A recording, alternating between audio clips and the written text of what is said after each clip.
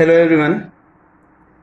In last video we discussed about the linkage map or chromosomal map, and this one is also known as the crossing over map भी इसको आप बोल सकते हो ना, also known as the crossing over map भी आप इसको बोल सकते हो। हमने देखा था कि जो लिंकेज था वो था जीन के साथ रहने की कैपेबिलिटी को हम लिंकेज बोलते हैं, यानी कि एक तरीके से दो जीन के बीच में, दो से ज्यादा जीन के बीच में दोस्ती थी जो उनको हमेशा साथ में रखने के लिए रिस्पॉन्सिबल थी। ठीक है, लेकिन कहीं कहीं पे रिकम्बिनेशन या फिर क्रॉसिंग ओवर की वजह से न्यू कम्बिनेशन निकल के आ रही थी।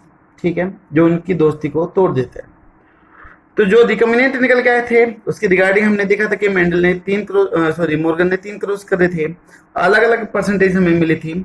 उसी के स्टूडेंट स्टुटवेंट ने इन 1911 के अंदर ड्रोसोफिला का जेनेटिक मैप तैयार करके दिखाया था।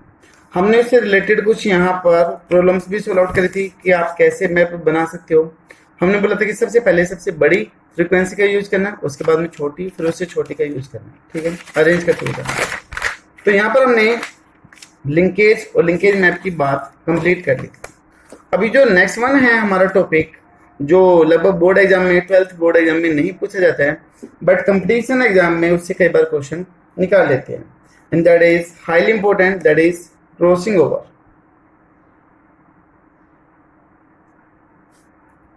अगर आप 12th की एनसीईआरटी को देखोगे तो वहां पे आपको कहीं पे भी इसकी हेडिंग या फिर इसके बारे में कुछ भी नहीं मिलेगा।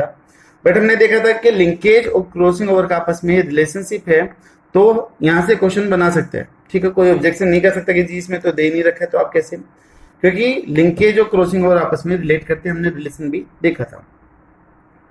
तो देखो लिंकेज क्या थी, जीन की दोस्ती, कि वो साथ में रहें, कभी भी अलग ना होए, उनके एक से दूसरी जनरेशन में साथ जाने की कैपेबिलिटी को हम लिंकेज बोलते हैं।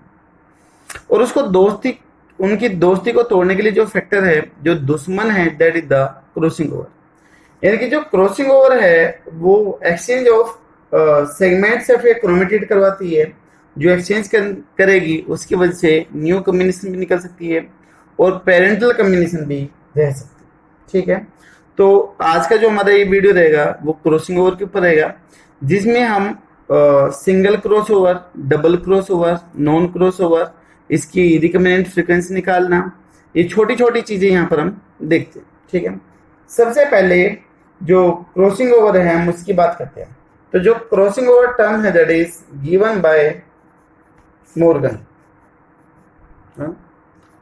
मॉर्गन फर्स्टली प्रपोज द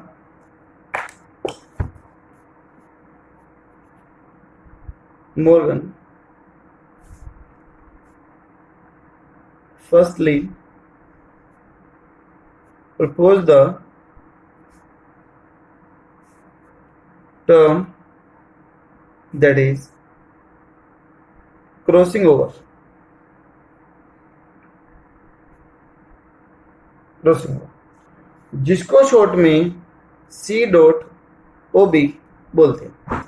बहुत बार एग्जाम में आपको C.O मिलेगा, आपको कंप्लीट इसके एक्सप्लेनेशन नहीं देके रखते हैं। ठीक है, तो आपको C.O मिलेगा तो आप समझ जाओगे कि ये किसके बारे में बात कर रहा है, क्रॉसिंग ओवर के बारे में ही बात करने लगता है। ठीक है, उसके बाद में crossing over to describe the physical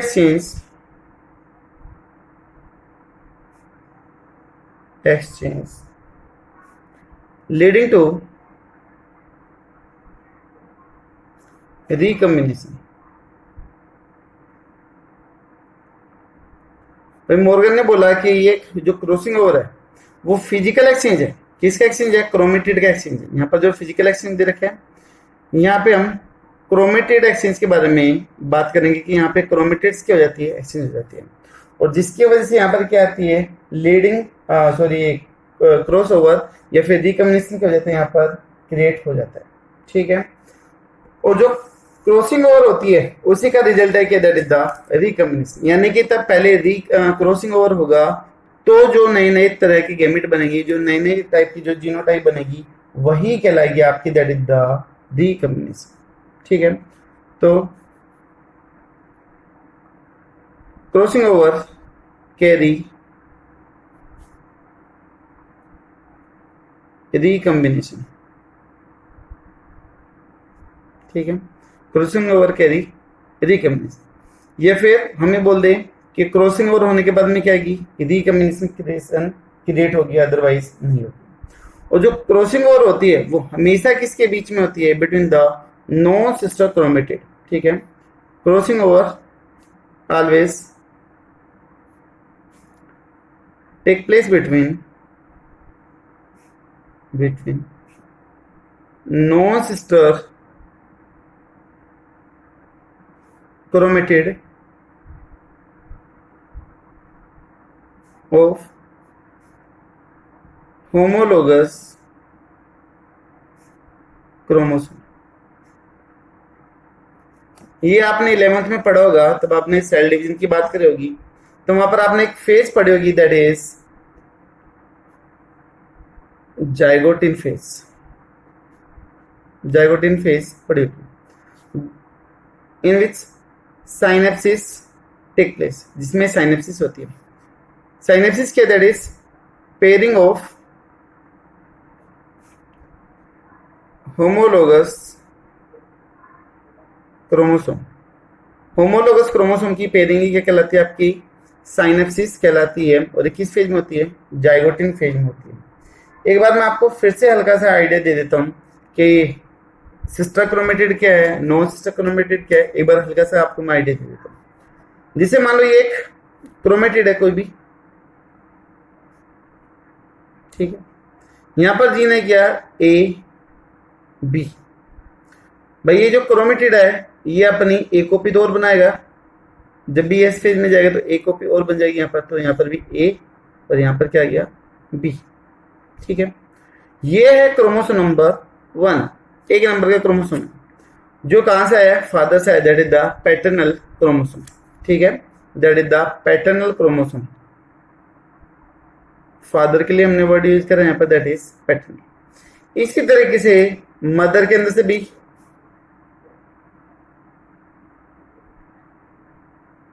एक क्रोमोसोम है, एक क्रोमेटिड होगी जिसके ऊपर मान लो स्मॉल ए स्मॉल बी है। अब वो भी एक ही सेंटोर बनाएगा कंप्लीट क्रोमोसोम बनाने के लिए, तो यहाँ पर बन गया स्मॉल ए स्मॉल बी की फॉर्मेशन हो गई। ठीक है, ये हो गया मदर का फर्स्ट नंबर का chromosome, that is maternal chromosome. हमारे अंदर 23 क्रोमोसोम फादर से आते हैं और 23 मदर से आते हैं, और आके जाइगोट में पेयरिंग कर जाते हैं। पहला क्रोमोसोम पहले के साथ में, दूसरा दूसरे के साथ में, तीसरा तीसरे के साथ में, चौथा चौथे के साथ में, ऐसे पेयरिंग करते हैं। तो ये जो पहला क्रोमोसोम है वो पहले के साथ में बॉन्डिंग कर रहा है। तो ये जो क्रोमोसोम है वो क्या कहलाएंगे, आपके होमोलोगस क्रोमोसोम। ठीक है, ये क्या है, होमोलोगस क्रोमोसोम। अब ये जो दो आर्म है वो एक क्रोमोसोम की है। जो ये दो आर्म है रेड, जो मान लो मैंने ऐसे दिखा रखा रेड कलर से, ये दोनों की दोनों आर्म एक ही क्रोमोसोम की है, तो they are known as the sister chromatid. ये क्या कहलाएगी, सिस्टर क्रोमेटिड कहलाएगी। ये दो आर्म एक क्रोमोसोम की है, तो ये भी क्या हो गई, सिस्टर क्रोमेटिड हो गई। ठीक है, अगर मैं इनकी बात कर दूं, ये अगर दो आर्म है, एक ब्लू और एक रेड, ये दो आर्म है लेकिन अलग अलग क्रोमोसोम की है, तो इसको हम क्या बोल देंगे, नॉन सिस्टर क्रोमेटिड बोलेंगे। They are known as the non sister chromatid बोलेंगे। ठीक है, अभी मैंने बोला कि जो एक्सचेंज होगा that take place between the non sister chromatid, हमेशा नॉन सिस्टर क्रोमेटिड के साथ में होगा। आप मान लो अगर बोलते कि जी सिस्टर क्रोमेटिड में क्यों नहीं हो रहा, तो उसका लॉजिक देखिएगा। हमारे पास में अगर मान लो ए है, अगर मैं ए को ए से रिप्लेस कर दूं इस वाले से और इसकी जगह पर ए ले, तो क्या कोई रिकॉम्बिनेशन होगी, क्या कोई चेंज होगा, क्या कोई फायदा होगा, नहीं होगा। मैं स्मॉल बी को स्मॉल बी से रिप्लेस कर दूं तो क्या कोई फायदा होगा, नहीं, कॉम्बिनेशन तो सेम रहेगी, तो कुछ फायदा नहीं हो रहा है। तो इसलिए जो एक्सचेंज होगा वो किस किस के बीच में होगा, हमेशा नॉन सिस्टर क्रोमेटिड के बीच में होगा। क्रोमोसोम तो कैसे, ये होमोलोगस, बट ये आर्म क्या कहलाएगी, आपकी नॉन सिस्टर क्रोमेटिड कहलाएगी। तो मान लो ये सेगमेंट टूट के चला जाए इधर और ये सेगमेंट टूट के जाए इधर, तो अभी कॉम्बिनेशन क्या हो जाएगा, बदल जाएगा। कैसे, देखिएगा कि कैसे कॉम्बिनेशन बदलेगा। इधर एक क्रोमोसोम पे रहेगा कैपिटल ए कैपिटल बी। अब दूसरे पे आप देख सकते हो कि कैपिटल ए के साथ में अभी एक्सचेंज हो गया, क्या स्मॉल बी की फॉर्मेशन हो गई। तो यहां पर आपका आ गया, मैं रेड से बना रहा हूं, यहां पर हो गया आपका कैपिटल ए और स्मॉल बी, ये कॉम्बिनेशन निकल के आ गई। इधर से क्या कॉम्बिनेशन हो गई वो चीज देखिएगा, यहां पर थी स्मॉल ए, लेकिन यहां से पार्ट एक्सचेंज हो चुका, तो यहां पर क्या गया कैपिटल बी, ठीक है। और चौथी कंडीशन इधर हो गई क्या, that is small a small b, क्योंकि ये जो दो आर्म है जहां पर मैं फिंगर और पेन रख रहा हूं, इनके अंदर कोई भी चेंज नहीं आया, ये क्रॉसिंग ओवर में इन्वॉल्व नहीं हुई है, ठीक है। तो इसलिए ये कैसे हो गई, दोनों की दोनों पेरेंटल टाइप की हो गई जो ओरिजिनल है, और ये दोनों कैसे हो गई, रिकम्बिनेंट टाइप की हो गई। आई थिंक शायद क्लियर होगा। देखिए मेंडल के केस में भी तब आपने गैमेट बनाए थे, capital R capital Y, small y, ऐसे बनाए थे ना, 4 तरह के गैमेट, शायद आपको याद होगा, capital R capital Y small y, इसे बनाए थे, capital R capital Y capital R small y, small r capital Y small r small y. तो वहां पर जो ये 4 कॉम्बिनेशन बनी थी वो क्रोमोसोम के अलग अलग अरेंज होने की वजह से बनी थी। क्रोमोसोमल थ्योरी ऑफ इनहेरिटेंस पढ़ा था हमने कि रेड के साथ में ग्रीन वाला आ रहा था, ऑरेंज के साथ में येलो आ रहा था, मैंने आपको एनसीईआरटी में वो पिक्चर भी रिप्रेजेंट करी थी। तो वहां पर जो अलग अलग कॉम्बिनेशन बनी थी वो बनी थी due to different type of chromosomal arrangement. But बेटा in case of the crossing over जो अलग अलग कॉम्बिनेशन बनी है वो सिर्फ इन एक्सचेंज होने की वजह से बनी है। क्रोमोसोम का अरेंजमेंट तो सेम रहेगा, बट इनकी जो आर्म है वो क्या हो जाएगी, एक्सचेंज हो जाएगी। तो ये डिफरेंस रहेगा between the Mendelism gamete formation and the crossing over के बीच में, क्योंकि वहां पर जो क्रोमोसोम है अलग अलग तरीके से अरेंज हुए थे, और यहाँ पर जो क्रॉसिंग ओवर है उसकी वजह से नए नए रिकॉम्बिनेंट निकल के आए, ठीक है। तो ये मैं लिख देता हूँ एक बार। तभी मैं यहाँ पर एक नॉलेज क्लाउड बना के लिख रहा हूं ताकि आपको ये चीज क्लियर रहे। In case of Mendelism, bracket में डालो dihybrid, recombination was due to different chromosomal arrangement. अलग अलग क्रोमोसोम के अरेंजमेंट की वजह से वो नई कॉम्बिनेशन निकल गई थी। But in case of crossing over, recombination is due to exchange of chromatid या फिर gene between non-sister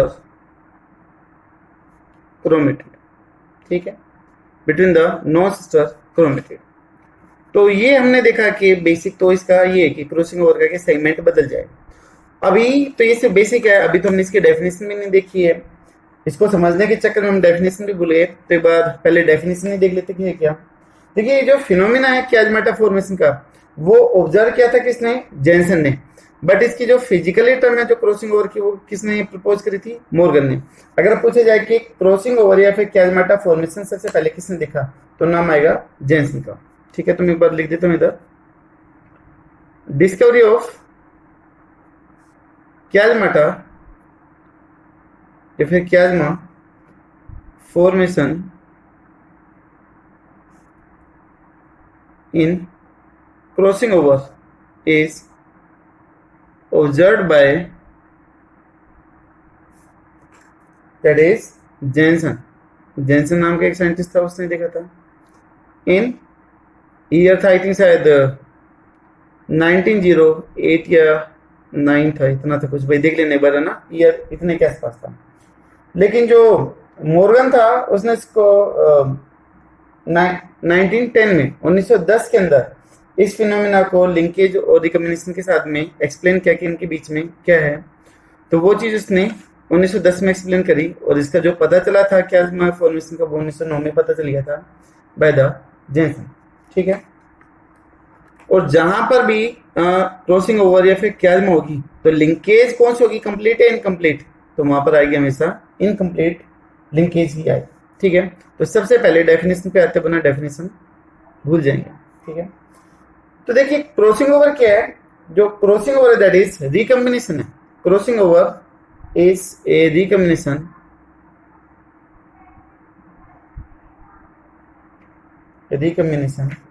of genes due to exchange of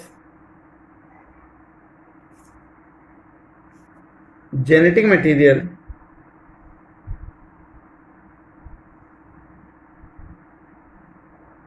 between two homologous chromosome। अभी हमने ऊपर फिनोमेना देख लिया था, डेफिनेशन लिख रहे हैं, बिटवीन टू होमोलोगस क्रोमोसोम। ठीक है। और ये mutual exchange of genetic material है, और ये किसके बीच में होगा, नॉन सिस्टर क्रोमेटिड के बीच में होगा। लेकिन क्रोमोसोम कैसे होंगे, वहां पर होमोलोगस होंगे, जिसकी वजह से न्यू कॉम्बिनेशन निकल के आएगी। And it is mutual exchange of genetic material. देखिए एक वर्ड यूज हुआ दैट इज म्यूचुअल। म्यूचुअल का मतलब कि इसका सेगमेंट इस पे चला गया और इसका इस पे चला गया, और जितना सेगमेंट जाएगा उतना ही सेगमेंट इसमें भी आएगा। ठीक है। दोनों में अमाउंट कैसे होगी, इक्वल होगी। दोनों का साइज कैसे होगा, इक्वल होगा। ऐसा नहीं कि एक में छोटा चला गया और एक में बड़ा, दोनों के अंदर same size same gene number का क्या होगा, एक्सचेंज होगा। ठीक है। Genetic material and new recombination take place, और न्यू कॉम्बिनेशन बन जाएगा। उसको हमने क्या बोल दिया, क्रॉसिंग ओवर बोल दिया। प्लीज म्यूचुअल का ध्यान रखिएगा। इक्वल साइज और इक्वल नंबर ऑफ जीन की बात होगी तो वहां पर आप म्यूचुअल बोलोगे, और वहां पर लास्ट में फिर क्या बन जाएगा, न्यू कॉम्बिनेशन ऑफ जीन बन जाएगा। ये हमने बोल दिया दैट इज क्रॉसिंग ओवर। ठीक है। जो ओरिजिनल है उनको हम क्या बोल देंगे, पेरेंटल, और जो नए निकलेंगे उनको हम क्या बोल देंगे, रिकॉम्बिनेंट बोल देंगे। अब इस चीज का ध्यान रखना कि जो रिकॉम्बिनेंट रहते हैं, मैंने पहले भी बताया था आपको लिंकेज के केस में कि जो रिकॉम्बिनेंट रहते हैं उनकी वैल्यू या तो लेस देन 50 या फिर इक्वल टू 50 होता है, कभी भी मोर देन 50 नहीं हो सकता है। ठीक है। एक बार मैं फिर से लिख देता हूं, जरूरी है ये। recombinant frequency may be equal or less than 50%, less than 50%। ठीक है। less than 50% इतने आएगी, इससे ज्यादा कभी भी नहीं आएगी। ठीक है। जो कॉम्बिनेशन ज्यादा रहेगी हमेशा वो किसकी रहेगी, पेरेंटल की रहेगी। ठीक है। जिसकी फ्रीक्वेंसी सबसे ज्यादा दिखाई दे रही है वो क्या होगा, हमेशा पेरेंटली होगा। ठीक है। तो हाईएस्ट फ्रीक्वेंसी या फिर percentage will represent parental combination. वो हमेशा पेरेंटल कॉम्बिनेशन को क्या करेगा, रिप्रेजेंट करेगा। ठीक है। इसके अलावा हम क्रॉसिंग ओवर फ्रीक्वेंसी भी निकाल सकते हैं कि जो क्रॉसिंग ओवर वैल्यू है वो कितनी है, फिर रिकॉम्बिनेशन जो फ्रीक्वेंसी है वो भी निकाल सकते हैं। उसके बाद में फिर हम टाइप पे आ जाएंगे कि type of the crossing over क्या है, वो भी हम निकाल देंगे। ठीक है। तो सबसे पहले जैसे मान मैं ये बोलता हूं कि capital A capital B 40 origin में आया, कैपिटल ए स्मॉल बी कितने में आया, 10 में आया। स्मॉल ए कैपिटल बी आया 10 ओरिजिन में, ठीक है। स्मॉल ए स्मॉल बी ये कितने में आया 40 में। तो देखो जिसकी परसेंटेज ज्यादा है सीधी सी बात है कि वो क्या होंगे, पेरेंटल होंगे। ये शॉर्ट ट्रिक है एक तरीके से कि अगर कभी भी पेरेंटल पूछे जाए और आपको फ्रीक्वेंसी दे रखी है तो जिसकी फ्रीक्वेंसी सबसे ज्यादा हो, चाहे वो डोमिनेंट हो चाहे रिसेसिव हो, लेकिन फ्रीक्वेंसी दोनों की क्या रहेगी, हमेशा सबसे ज्यादा रहेगी, तो वो आ गए आपके पेरेंटल। और जिनकी फ्रीक्वेंसी सबसे कम रहेगी तो वो क्या रहेंगे, आपके रिकम्बिनेंट रहेंगे। आगे मैं बात करूंगा सिंगल क्रॉसिंग ओवर की, डबल क्रॉसिंग ओवर की, वहां पर भी हम इन फ्रीक्वेंसी की बात करेंगे, लेकिन एक बार इसको देख लेते हैं। अगर मैं बोलूँ कि यहाँ पर अभी आपको निकालना है रिकम्बिनेशन फ्रीक्वेंसी या फिर क्रॉसिंग ओवर वैल्यू निकालना है, तो उसका फॉर्मूला क्या हो जाएगा, तो रिकम्बिनेशन फ्रीक्वेंसी बोल दो, या फिर आप क्रॉस ओवर वैल्यू भी बोल सकते हो। देखिए बात एक ही है, ये तब क्रॉसिंग ओवर होगी तो ही तो नई रिकम्बिनेशन होगी। भाई री का मतलब फिर से जुड़ जाना, तो फिर से अलग तरीके से जुड़ेगा तो नई नई कॉम्बिनेशन निकल के आती है।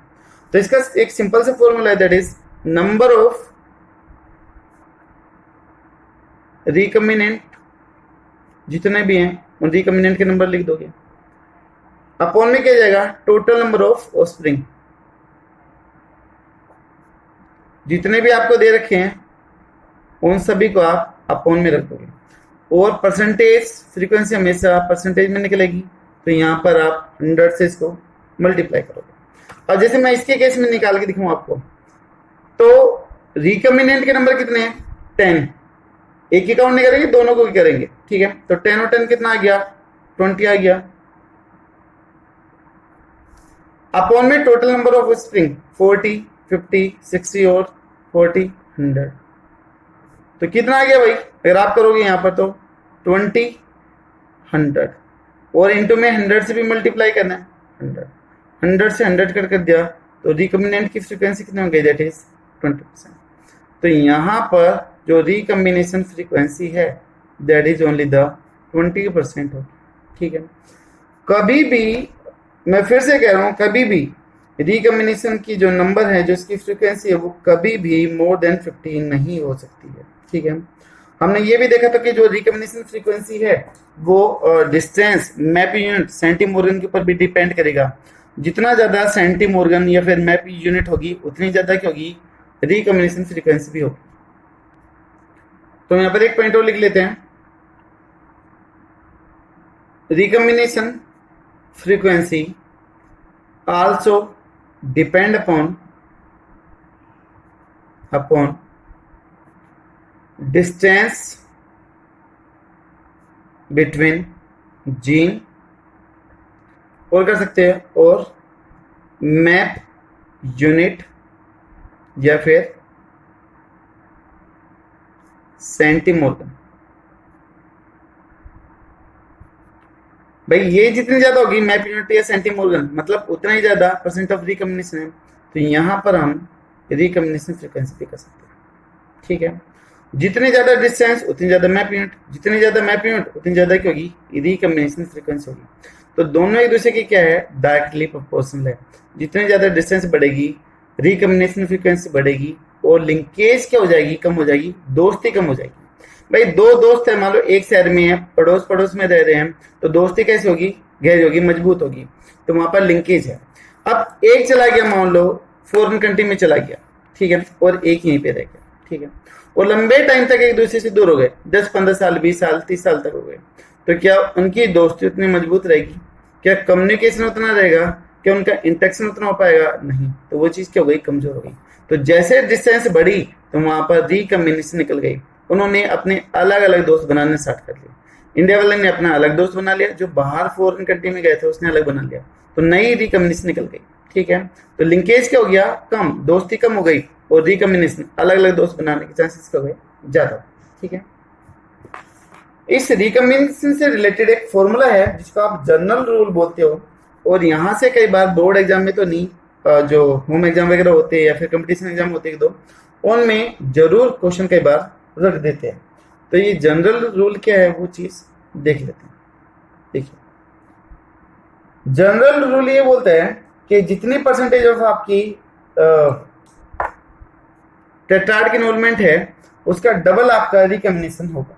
ठीक है, एक बार मैं आपको डेफिनेशन लिख देता हूँ और फिर मैं आपको वो चीज एक्सप्लेन करके समझाता हूँ कि अंदर है क्या। तो जनरल रूल ये बोलता है कि under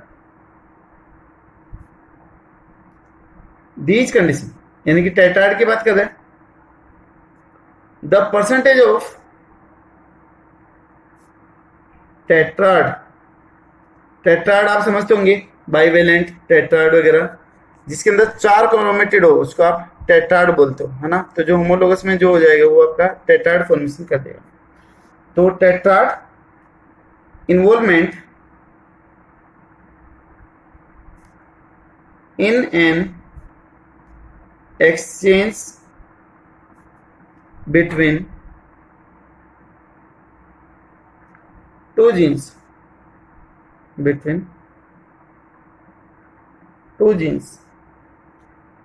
is twice as great as the percentage of recombinant gametes produced। ये तो हो गई टिपिकल टाइप डेफिनेशन। मैं सिंपल सी बोलूं कि जितना आपका रिकॉम्बिनेंट बनेगा उसकी डबल फ्रीक्वेंसी किसकी होगी, टेट्राड इन्वॉल्वमेंट की होगी। सीधी सीधी सी मैं एक बात बोल रहा हूँ, बड़ी सिंपल सी डेफिनेशन बोल रहा हूँ कि जितना आपका रिकॉम्बिनेंट फ्रीक्वेंसी गिवन है उसकी जस्ट डबल क्या हो जाएगी, आपकी टेट्राड इन्वॉल्वमेंट हो जाएगी। जिसे मैं बोलूँ यहाँ पर कि recombinant gametes frequency is 20%, then how much percentage of tetrad involvement take place?